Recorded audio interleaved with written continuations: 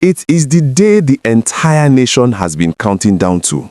The day that could determine whether Mazi Nnamdi Kanu remains isolated in the lion's den of Sokoto or returns to the capital to fight for his life. If you are watching this right now, we are broadcasting live from the Federal Capital Territory, Abuja, where the atmosphere around the Federal High Court is thick with tension, anxiety, and a heavy security presence that tells you this is not just an ordinary legal proceeding. The headline you saw is the pulse of the moment. Nnamdi Kanu appeal court session request for transfer from Sokoto today live. While the main battle for his acquittal is heading to the Court of Appeal, the battle for his location, the battle to move him out of the bandit-ravaged Northwest is raging right now before Justice James Omotosho. It is Monday, December 8th, 2025. We are tracking the minute-by-minute developments of a hearing that has pitted the constitutional rights of a convict against the administrative powers of the state. The question on everyone's lips this morning is simple but loaded. Did the DSS produce him? We have been reporting on the Sokoto mystery for days. The lack of photos, the refusal of the court to sign a production warrant last week, and the terrifying rumors of his condition. Today was supposed to be the proof of life, but as the court clerk called the case file this morning, the dock was conspicuously, painfully empty. Justice Omotosho, true to his warning last Thursday, appears to have stood by his stance that a convict's physical presence is not required for an administrative version. This absence has only deepened the fears of his supporters who gathered outside the court perimeter, chanting and demanding to see their leader. Let's dive into the legal fireworks that are exploding inside that courtroom right now. Since Nnamdi Kanu sacked his legal team led by aloy ejimakor just before the life sentence judgment in November, he has been technically unrepresented. This created a massive drama last week when his younger brother, Prince Emmanuel Kanu, tried to stand for him and was shot down by the judge. Today, however, we are seeing a shift. Reports indicate that the legal team might have reorganized or that Kanu has engaged new counsel specifically for this motion because the stakes are too high to gamble with family representation.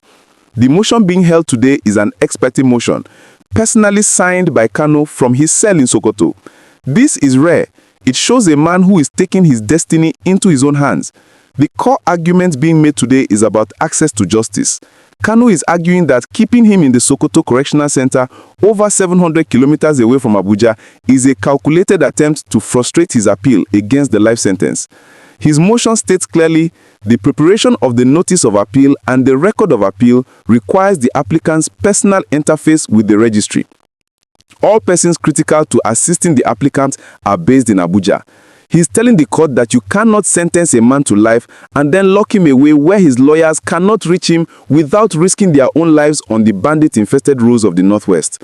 He is asking to be moved to Kuje, Suleja, or Kefi, prisons that are within the jurisdiction of the court and accessible to his defense team. But the government lawyers are pushing back hard. They are arguing that Sokoto is the safest place for him. They are citing the Kuje prison break of 2022 as evidence that Abuja facilities are vulnerable to IPOB attacks or external invasions. They are claiming that the transfer to Sokoto was a national security decision designed to remove the distraction of Kanu from the political center. This creates a clash between national security and fair hearing. Does the state's right to secure a prisoner override the prisoner's right to prepare his defense? That is the question Justice Omotosho must answer today. We also have to talk about the lakurawa factor, which is the unspoken elephant in the courtroom. While the government claims Sokoto is safe, we know that the new terror group Lakurawa has been wreaking havoc in Sokoto and Kebbi states. Just days ago, we reported on the abduction of a bride and her train in Sokoto. The argument from Kanu's camp, though maybe not explicitly written in the motion, is that the government has moved him from the frying pan into the fire. By keeping him in a region that is currently a war zone, they are exposing him to a risk that goes beyond incarceration. If the prison in Sokoto is attacked, what happens to Nnamdi Kanu? This fear is what is driving the urgency of today's motion. The political backdrop to this hearing is also massive. Remember, Governor Alex Oti visited Kanu in Sokoto and brought back the message that the Sultan of Sokoto is behind him too. This Sokoto summit has changed the optics. If the Sultan, the spiritual leader of the region where Kanu is held, is advocating for him, does it make sense for the court to insist on keeping him there? The Sultan's joke about turbaning Kanu was a signal of protection, but it was also a signal that the North is tired of being the jailer of the Southeast hero. The political solution is gaining momentum, but the legal process must run its course, and today's hearing is a critical junction in that process. As we speak, the judge is reviewing the affidavit. The tension inside the courtroom is palpable. If Justice Omotosho grants the transfer, it will be a massive victory for Kanu. It will bring him back to Abuja, back to the media spotlight, and back to his lawyers. It will be the first step towards the freedom roadmap we discussed. But if the judge denies the motion, if he rules that Kanu must stay in Sokoto, it will be a crushing blow. It will mean that the appeal process will be slow, difficult, and conducted by remote control. It will confirm the ghost prisoner status that Sowore warned about. We're also monitoring the reaction from the Southeast. The streets are quiet today, likely waiting for the outcome of this hearing. The sit-at-home enforcers are watching, the Ohanaizing Debo elders are watching, and the presidency is watching. President Tinubu knows that the outcome of today's hearing will determine the temperature of the Southeast for the Christmas season. If Kanu is moved closer to home, or at least to Abuja, it will be seen as a gesture of goodwill. If he is locked down in Sokoto, it will be seen as an act of hostility. There's also the issue of the dead law argument that the defense team raised last week. They are arguing that the entire conviction is void because it was based on the repealed 2013 Terrorism Act.